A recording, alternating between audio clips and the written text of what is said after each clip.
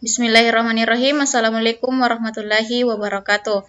Perkenalkan, nama saya Salmi Hardianti dari kelas IPA ICP 2019. Saya akan menjelaskan tentang konsep gerak lurus.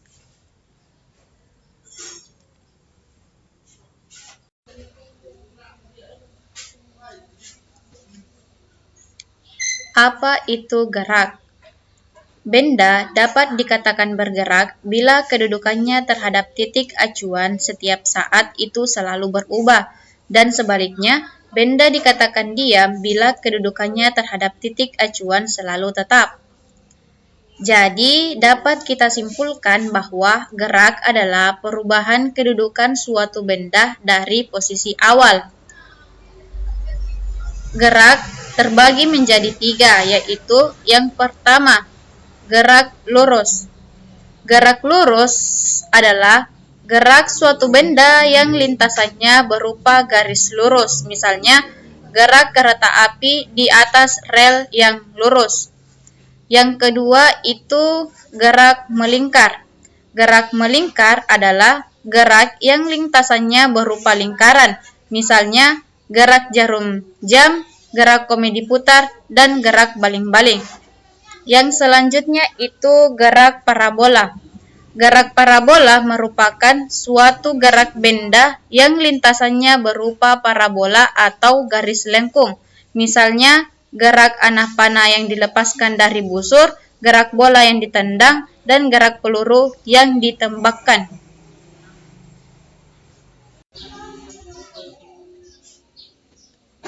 Belajar mengenai gerak lurus, maka kita akan mengenal istilah jarak dan juga perpindahan, di mana jarak adalah panjang lintasan yang ditempuh benda tanpa memperhatikan arahnya. Sedangkan perpindahan ialah sebagai panjang suatu lintasan namun memperhatikan arah atau kedudukan awal dan akhir benda tersebut. Contohnya pada gambar tersebut, jaraknya itu dari titik A, B, dan ke C, sedangkan perpindahannya itu dari A ke C.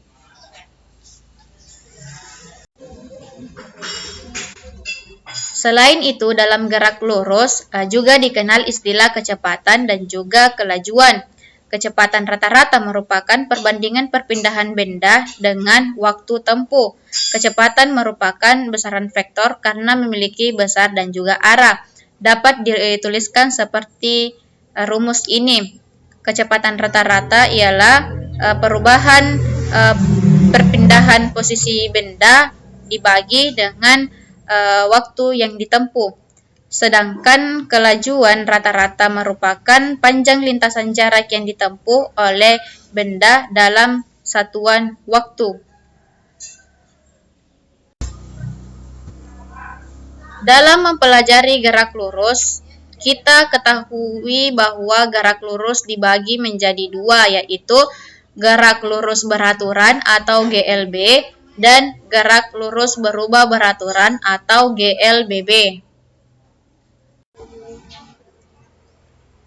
Gerak lurus beraturan atau GLB merupakan gerak benda pada lintasan lurus dengan kecepatan yang tetap atau tanpa percepatan. Secara sistematis, rumus GLB ditulis sebagai berikut, yaitu V sama dengan S per T, di mana S sama dengan perpindahan dan T sama dengan waktu.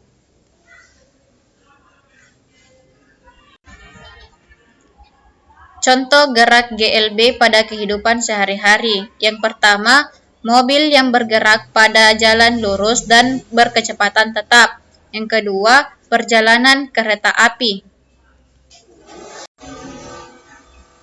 Yang kedua itu gerak lurus berubah beraturan atau GLBB. GLBB merupakan gerak lurus suatu benda yang kecepatannya berubah karena adanya percepatan tetap. Maksud percepatan tetap ialah percepatan selalu sama terhadap waktu. Karena adanya percepatan, rumus jarak yang ditempuh tidak lagi linear melainkan kuadrat, yaitu rumusnya seperti ini.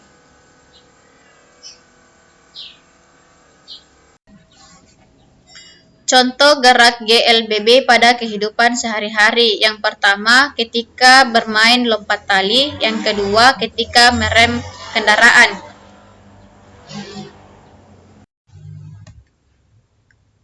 Gerak lurus berubah beraturan atau GLBB terbagi menjadi gerak jatuh bebas dan juga gerak vertikal, di mana gerak vertikal ini terbagi menjadi gerak vertikal ke atas atau GLBB diperlambat dan juga gerak vertikal ke bawah atau GLBB dipercepat.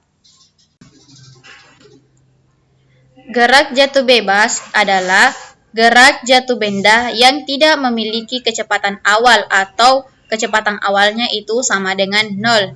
Jika benda itu jatuh, hambatan udara diabaikan, maka percepatannya konstan atau tetap, dan besarnya sama dengan percepatan gravitasi bumi.